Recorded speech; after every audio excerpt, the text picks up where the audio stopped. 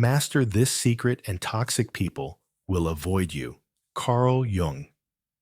If you keep attracting toxic people, manipulators, emotional vampires, this is your wake-up call. The secret isn't to become colder or harder. It isn't to fight back louder. The real secret?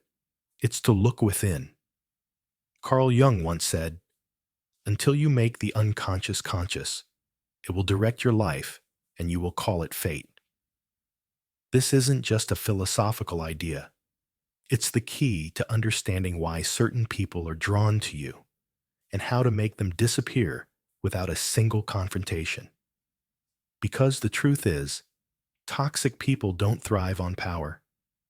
They thrive on your lack of self-awareness, the wounds you don't face, the fears you hide, the boundaries you've never set. And the moment you master those inner shadows, they vanish. Let's get brutally honest. Most of us walk around with a mask. Jung called it the persona, the version of ourselves we show to the world to be liked, accepted, and safe. But behind that mask, there's another side, the repressed self, the shadow. It holds everything we're ashamed of: anger, jealousy, fear, vulnerability. When we deny it, it doesn't go away. It leaks out. It chooses our relationships. It attracts the people we think we've outgrown. It keeps us locked in a cycle. And here's the irony. The more we try to be good, the more we attract people who feed off the parts of us we pretend don't exist. They don't fall for your confidence. They fall for your unconscious craving to be validated. You want to know why toxic people are drawn to you? Because deep down, there's a part of you that hasn't yet realized your worth without their approval. Jung didn't see the shadow as evil. He saw it as misunderstood power. One does not become enlightened by imagining figures of light, he said, but by making the darkness conscious. That's the key. You don't get stronger by pretending you're unbothered. You get stronger by admitting what bothers you and taking responsibility for it. So how do you do this? How do you master the secret that makes toxic people avoid you automatically? Start by owning your emotional triggers. When someone criticizes you and it shatters you, why? When you overextend yourself just to be liked, what are you afraid of losing? When you tolerate disrespect over and over, what story are you unconsciously replaying? These questions aren't surface level.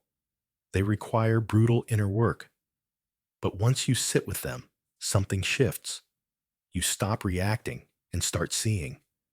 You start recognizing patterns, not people. You begin to feel your power coming back. Jung's brilliance was showing us that the enemy is not outside. It's inside.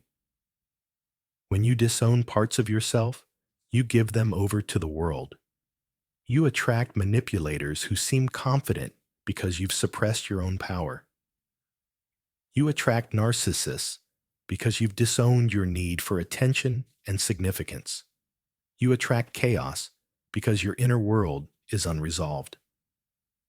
But once you integrate your shadow, toxic people lose interest in you. They don't know what to do with someone who doesn't need their approval. You become a mirror they can't manipulate because you've already met every part of yourself they try to exploit. Let's be clear. This isn't about being aggressive. It's about being integrated. When you embrace the parts of you that feel needy, messy, flawed, you become untouchable. Because no one can weaponize what you've already accepted. When you've sat with your anger and learned from it, no one can trigger it. When you've faced your loneliness, you don't chase false connection. When you know your value, you don't over-explain your boundaries. Let's look at 5 unconscious traits that attract toxicity and how you can reverse them. First, the need to be liked. This seems harmless. even noble, but it can become a trap. When your identity is tied to how others perceive you, you'll bend, shrink, and betray yourself just to avoid disapproval. The shadow belief here is, if I'm not nice, I'll be abandoned. To overcome this, you must realize that your worth isn't tied to your likability. You can be disliked and still be safe. You can say no and still be loved. Real relationships thrive on authenticity, not appeasement. Second, the savior complex. You find yourself attracted to broken people because fixing them makes you feel needed. But this is often a cover for your own unmet needs. The shadow belief here is, if I heal them, they'll love me. But that's not love. That's emotional bargaining. You must learn to let others own their pain. You are not responsible for their healing. You can offer compassion without carrying their burdens. Your worth does not come from sacrifice. Third, the fear of conflict. You avoid setting boundaries because it makes you feel guilty or mean. But boundaries aren't walls. They're doors. They define where you end and others begin. The shadow belief here is, if I set limits, I'll be punished. But the truth is, if you don't set limits, you'll be punished anyway, through exhaustion, resentment, and self-abandonment. You must understand that protecting your energy is not cruelty. It's clarity. Fourth, the self-sacrificer. You put everyone else's needs above your own. You believe love means giving until there's nothing left. But love without self-respect is martyrdom. The shadow belief here is, if I give enough, I'll finally be chosen. But you are already worthy.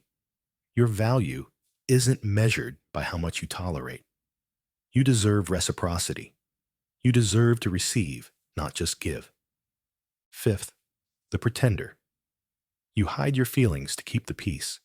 You say, I'm fine, when you're breaking. But pretending costs you everything. The shadow belief here is, if I show pain, I'll be seen as weak. Yet, vulnerability is power. It's the gateway to real connection. When you stop hiding, you stop attracting people who want to manipulate your silence. Your truth sets the standard for how others treat you. Now let's flip the script. What does it look like to fully embody your power? You stop explaining your boundaries and start enforcing them. You stop proving your worth and start living it. You no longer tolerate disrespect, not because you hate others, but because you finally love yourself. You develop a quiet, unshakable energy that says, without words, I know who I am. I trust my gut. I don't chase, I choose. Toxic people can feel this energy, and they don't want it, because they thrive on unconsciousness. They need confusion, guilt, emotional chaos to survive. But when you're centered, when your shadow is integrated, when you've faced your deepest fear and didn't flinch, they can't get in. Your awareness becomes your armor. Your clarity becomes your shield. As Carl Jung said, I am not what happened to me. I am what I choose to become. You don't have to keep replaying the same patterns. You don't have to keep learning through pain. You don't have to keep attracting the same type of person in different disguises. The moment you choose to see your shadow is the moment you break the cycle. This is not a one-time decision. It's a daily practice, a commitment to radical honesty, to sitting in stillness and asking, what am I avoiding?